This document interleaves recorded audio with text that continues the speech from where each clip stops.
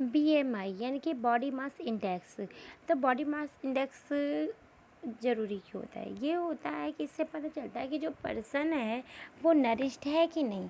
Nourished means उसको भरपेट खाना मिल रहा है कि नहीं, उसकी जितनी हाइट है, जितनी वेट है, मतलब जितनी हाइट है उसके हिसाब से उसका वेट है कि नहीं। ठीक है, तो ये सब जानने के लिए हम क्या करते हैं कि बीएमआई निकालते हैं। ये एक नंबर में क्वेश्चन पूछ लिया जाता है कि किसी पर्सन की वेट इतना है, हाइट इतना है, तो बताओ उसका बीएमआई कितना है, कितना होगा। ठीक है, इस तरह के क्वेश्चन आ जाते हैं। तो ये आप फार्मूला जो है याद कर लीजिएगा कि बीएमआई इक्वल वेट जो केजी में होगा अपॉन हाइट जो कि मीटर स्क्वायर में होगा। ठीक है, तो यहाँ पे है एक पर्सन है। अब यहाँ पे हम डेवलपमेंट की बात कर रहे हैं। डेवलपमेंट मीन्स हम अभी तक पर कैपिटा इनकम की बात कर रहे थे या फिर अदर तरीके से डेवलपमेंट की बात कर रहे थे। तो यहाँ पे क्वेश्चन आता है कि ये बीएमआई यानी कि बॉडी मास इंडेक्स की बात क्यों आई डेवलपमेंट में। तो देखिए, अगर आपकी कंट्री है उसमें कंट्री की ग्रोथ सही हो रही है, उसमें सबको वर्क मिल रहा है, सब काम कर रहे हैं, सबको अच्छी इनकम मिल रही है, सारी चीज़ें हैं, तो उसको भरपेट खाना भी तो मिलेगा। लोग खाने के लिए काम करते हैं। तो अगर वो भरपेट ढंग से खाएगा, काम करेगा और अपना काम फिर ढंग से करेगा। अगर काम ढंग से होगा तो डेवलपमेंट तो होगा ही। लेकिन अगर वो ढंग से उस इतना नहीं कमा पा रहा है जितना कि वो भरपेट खाए, तो उसका तो डेवलपमेंट हुआ ही नहीं, है कि नहीं। तो हम कैसे पता करेंगे कि कोई जो है जिसका बॉडी मतलब जो वो ऐसा तो नहीं कि उसको भरपेट खाना नहीं मिल रहा है, वो कुपोषण का शिकार हो, या फिर वो उसको इतना ज़्यादा मिल रहा है कि वो ओवरवेट हो गया है। तो ये सारी चीज़ें हम निकालते हैं बीएमआई में। ठीक है, बॉडी मास इंडेक्स में। तो इसमें क्या होता है कि हम जो वेट होता है पर्सन का, ठीक है, वेट को ले लेते हैं और जो हाइट लेते हैं वो मीटर में लेते हैं। वैसे हाइट देखिए जनरली सेंटीमीटर में नापा जाता है, लेकिन इसमें हम हाइट जो मीटर में लेते हैं। याद रखिएगा, अगर क्वेश्चन में आपका सेंटीमीटर में आए तो पहले आप सेंटीमीटर को मीटर में कन्वर्ट कीजिएगा, उसके बाद इसको सॉल्व कीजिएगा इस क्वेश्चन को, वरना आपका क्वेश्चन गलत हो जाएगा। ठीक है, अब यहाँ पे एक क्वेश्चन है, if a person has 25 kg weight and 1 metre height then what will be his BMI. ठीक है, तो यहाँ एक पर्सन है, उसके 25 kg वेट है, ठीक है, और 1 मीटर उसकी हाइट है, तो उसका बीएमआई क्या होगा।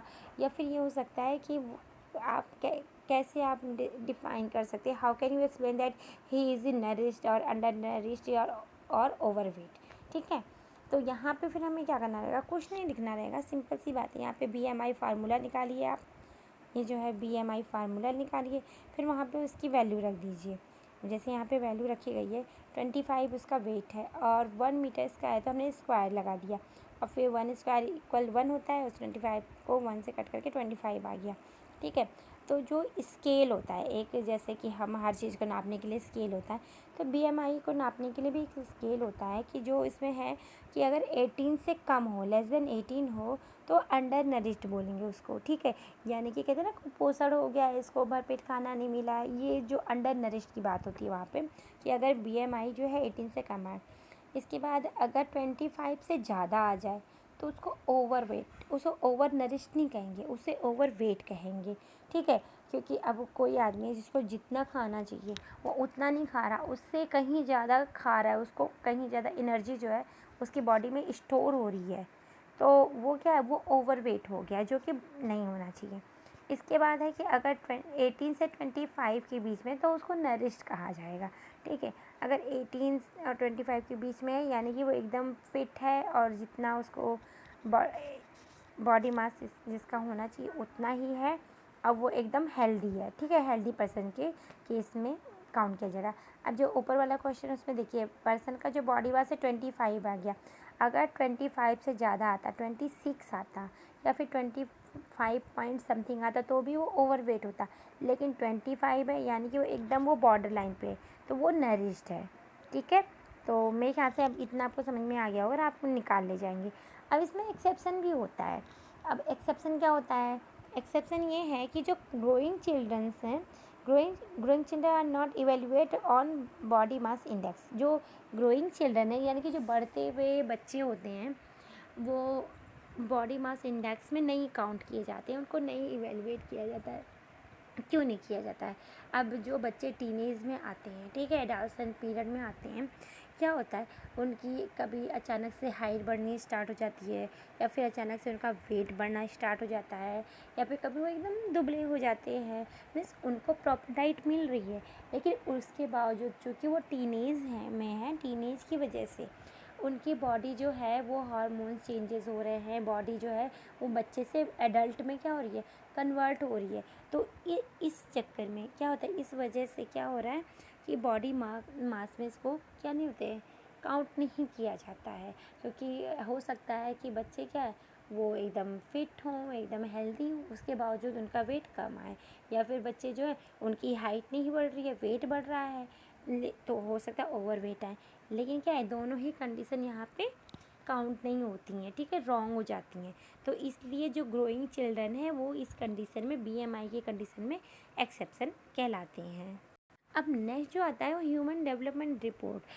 स्टूडेंट आपने इसके पहले वर्ल्ड डेवलपमेंट रिपोर्ट पढ़ी थी, तो जिसमें कि वो बताया गया था, वर्ल्ड बैंक ने बताया था कि कौन से कंट्री रिच है, कौन से मिडिल में है, इस तरह से बताया था, ठीक है।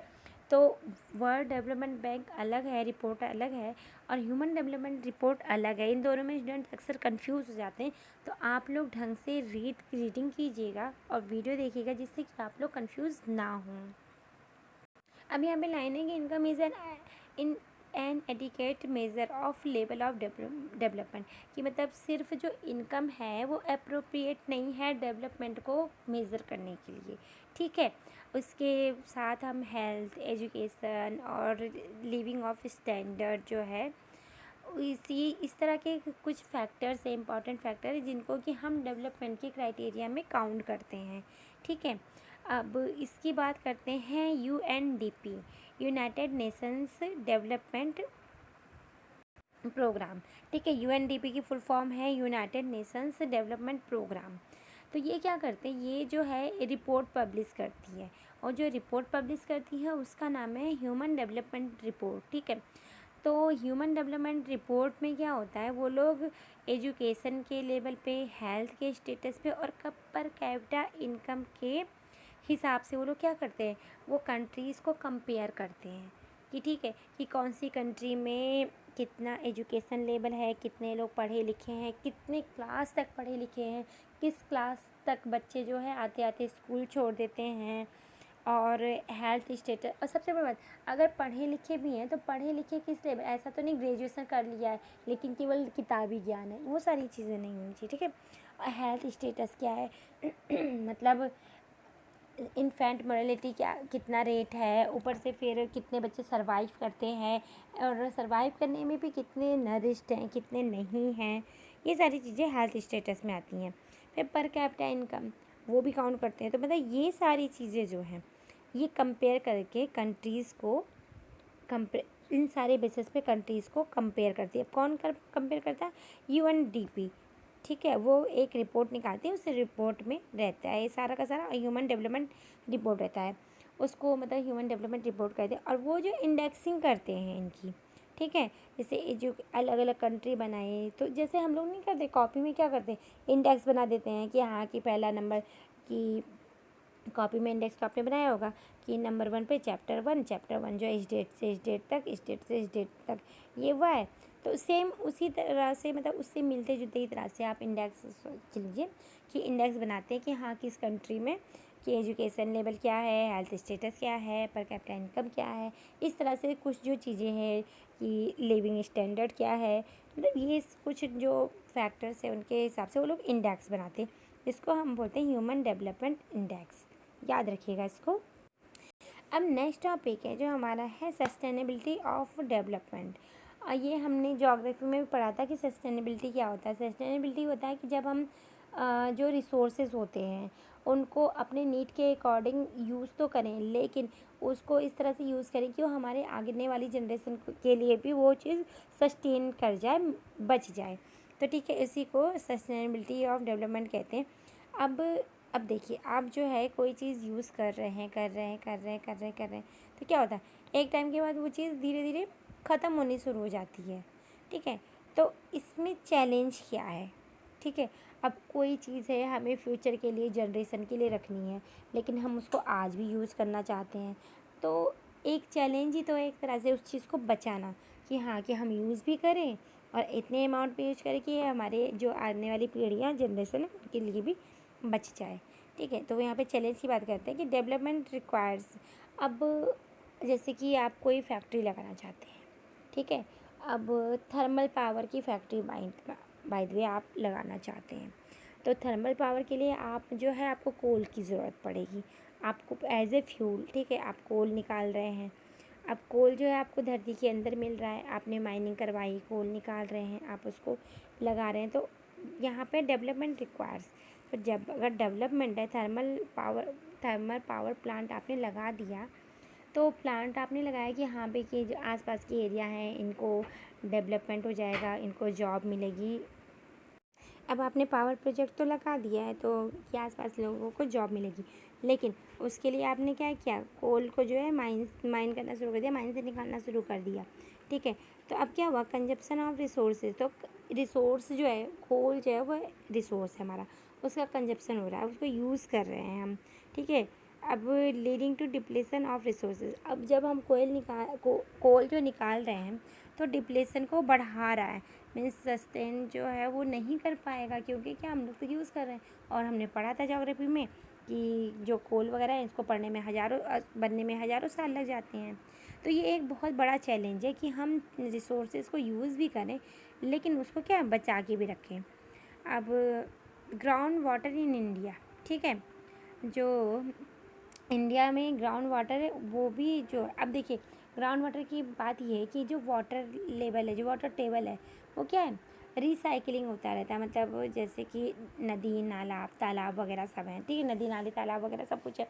हम लोग क्या करते हैं, पूरे साल उनको यूज़ करते रहते हैं, गर्मी आते आते वो क्या होते हैं, धीरे धीरे उसका पानी सूखने लगता है। फिर बारिश आ जाती है, तो बारिश में क्या होता है, फिर वो सारे नदी नाले पोखरे वगैरह सब भर जाते हैं। फिर ठीक है, जब भर जाते हैं फिर हम उसको यूज़ करना शुरू हो जाते हैं।